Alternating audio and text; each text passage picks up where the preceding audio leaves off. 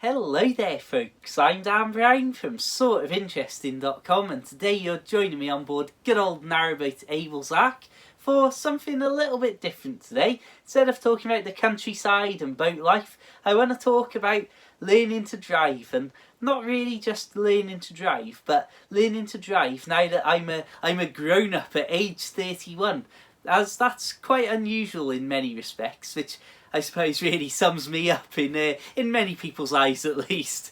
But in all seriousness, even I myself 14 years ago took driving lessons and actually failed 2 practical tests back when I was 17, and it's very scary to talk about being 17 as 14 years ago from the present day, but obviously that's the age when a lot of people tend to get into driving and learn to drive in their late teen years and early 20s.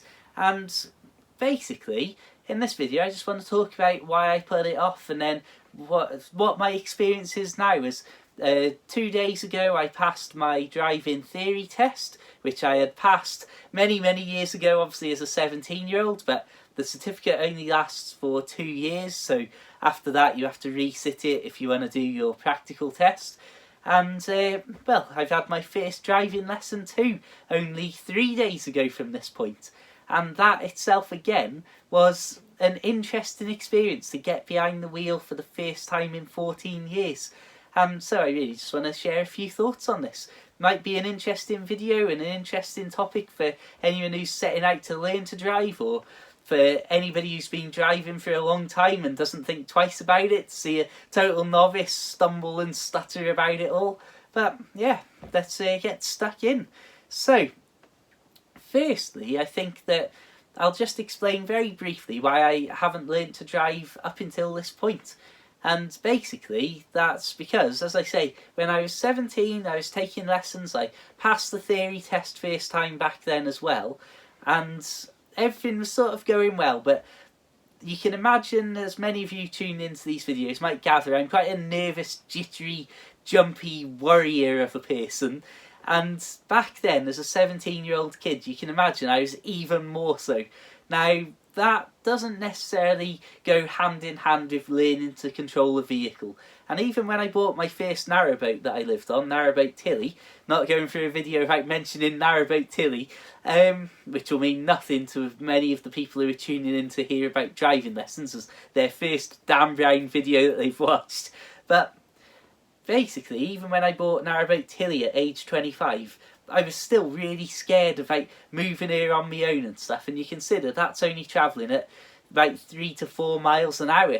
So you can imagine, as a 17-year-old in control of a car going at proper speeds on roads and stuff, that terrified me. And so I had a bit of like a dread of the driving lessons and stuff. And certainly you can imagine the state I would work myself up into over taking the practical tests. So obviously, after I'd failed it twice, I was demotivated, I was disheartened and very downbeat over the whole thing. And because I didn't have a pressing need to, oh, I've got to learn to drive because of this, I just sort of thought, you know what, this is getting very expensive, let's just leave it, you know. And obviously, in hindsight, I should have carried on and just learned to drive, but I didn't, and here we are 14 years later.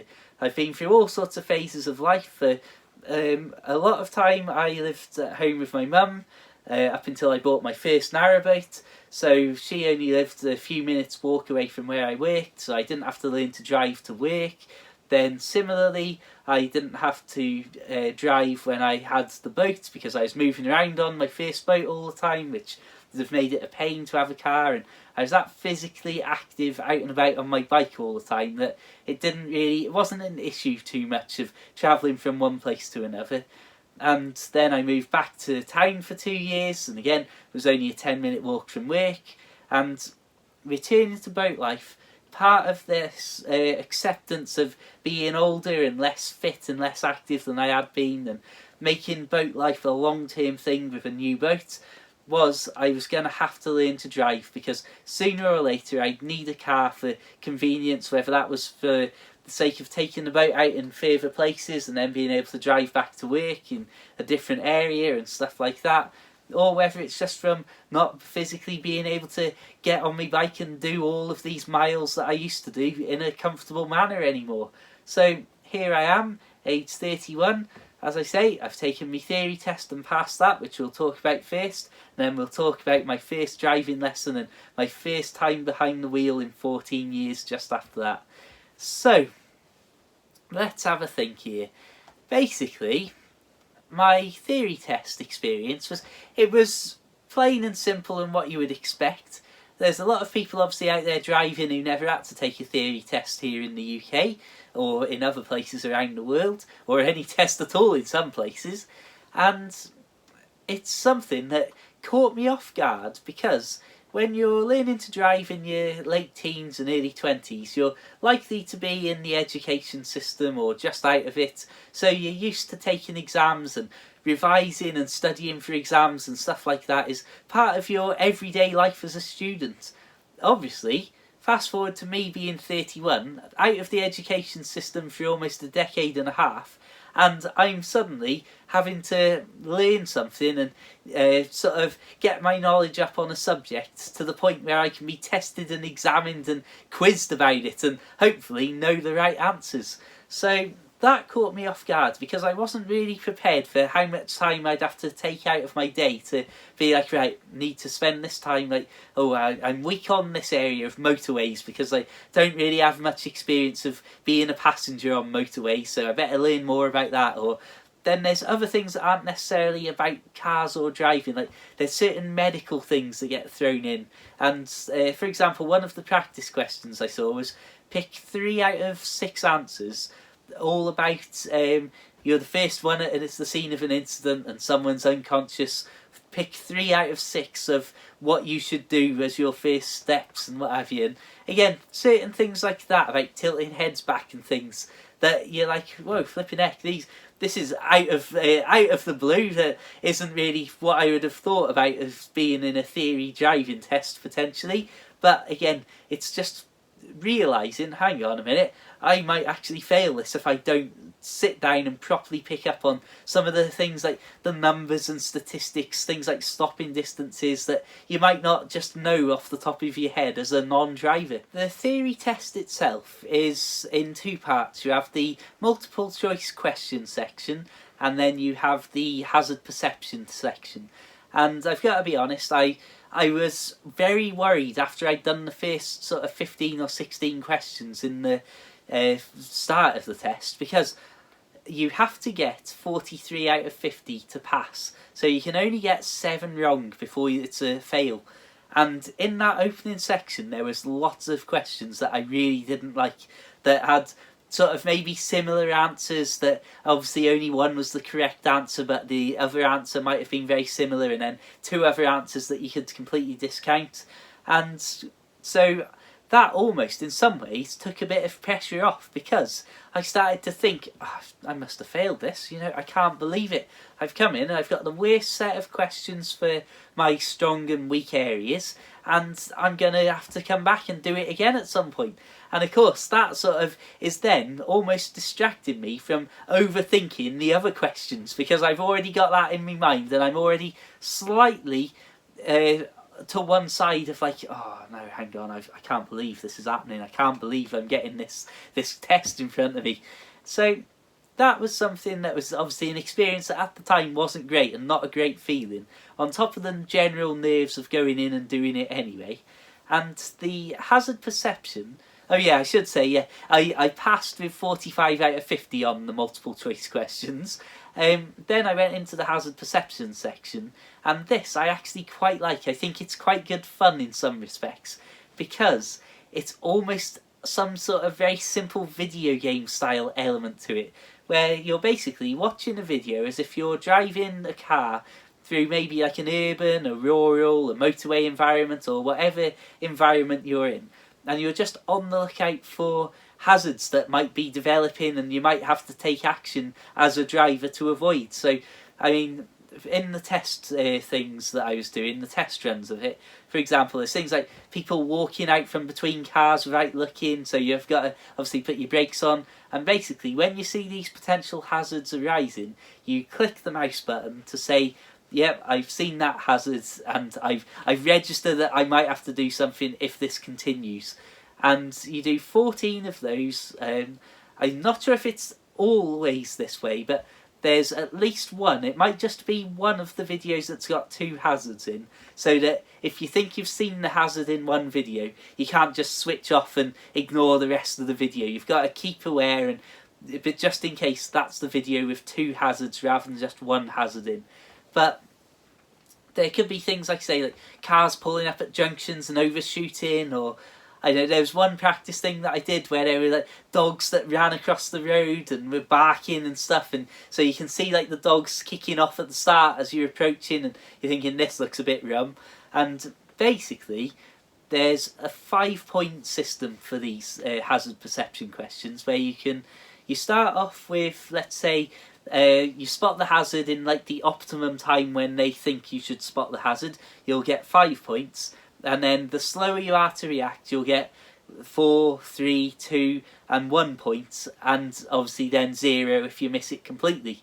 So you obviously want to try and get this completely like dead on when you see the hazard and click, but it's not necessarily like a reflex test at all.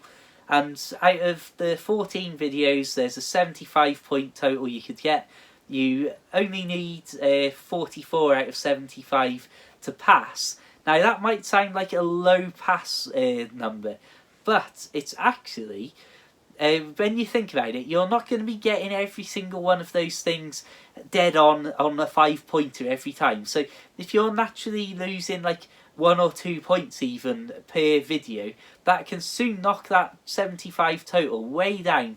So I passed with let's see, 59 out of 75, and there were some that I know that I got absolutely dead on. So there were some that I got the full 5 points for, and some I think I must have got a good set of 4 pointers for. But then there were some that I knew that I'd totally been, oh, I can't believe I've missed that. So again, when I came out, I genuinely was thinking I was more on a failing side. Well, I genuinely thought the questions I'd failed on, because there were just that many that I didn't like the look of, and I was second guessing myself and doubting myself. And so anyway, I had a pleasant surprise is the long and short of that. So my first actual driving lesson for all these years, oh my goodness me, I can't tell you how different I felt towards driving after I had the lesson compared to when I was waiting to start the lesson. So in my usual way, in my nervous sort of way, I obviously turned up at where I was meeting to start the lesson about 5-10 minutes early, somewhere in that ballpark, which gave me time then. So I've noticed that my shirt's all creased up. My apologies, friends. So I was there, and I was like in that usual thing, like had that time to just stand and be like, oh, what if this, what if that, and work myself up a little bit and build the nerves a little bit. But honestly, on sitting down in the car and driving around to, not me driving, but being driven round to where we'd swap seats in like a quieter back alley of Osler Street, I can't tell you how pleasant it was to just sit behind the wheel and think, flipping heck, this is it. And basically put an end to the nerves and start doing it. Now, don't get me wrong, pulling away in a car for the first time in 14 years was terrifying, and I feel as if I was that rigid and stiff that I was practically gonna pull the entire steering wheel off, and that me legs and stuff were so stiff and rigid, and I was too scared to take my foot off the clutch half the time, and just things like that that make no sense when you're an experienced driver. But going in for the first time in 14 years, it was definitely a nerve-wracking experience. But honestly, in that short single lesson that I had, from the first time that I drove to doing a second lap and driving a little bit further around, my confidence absolutely ballooned. I can't explain to you how huge of a difference it made. And again, I think that's like, I really like the driving instructor that I've got, so I'm very glad that I've chosen him. And I really do think that it's that thing of, when I first did a little drive, it was just to sort of so that the instructor could observe me and see where I was at with like confidence and ability, and going through like the correct procedures and stuff like that. And so just being set free to drive and be observed, I was obviously all over the place, because I was like, at the same time I was thinking, oh, where am I moving, oh, indicator, oh, mirrors, oh, where are my feet doing, oh, quick reach down, do the gears. And I was so worried about all of those things all at once that I couldn't really focus on one particular one at the right time. Whereas then, when I did another loop and had the instruction after having a chat about what I need to do and focus on, and then having active instruction as I'm doing the same route, it was unbelievable, the difference, honestly. It was incredible. And just being told of like, oh, shift down now, or check your mirrors first, or that sort of stuff, so that my mind was focusing on the one thing that I needed to think about at that point, rather than being all over the place thinking, oh, what about my feet, what about that? Just having somebody say, oh, mirrors, or oh, gear now, or whatever, it's like I stopped thinking about my feet and stuff like that. So my feet were on autopilot, just doing what they needed to do to control the car and brake and accelerate and stuff.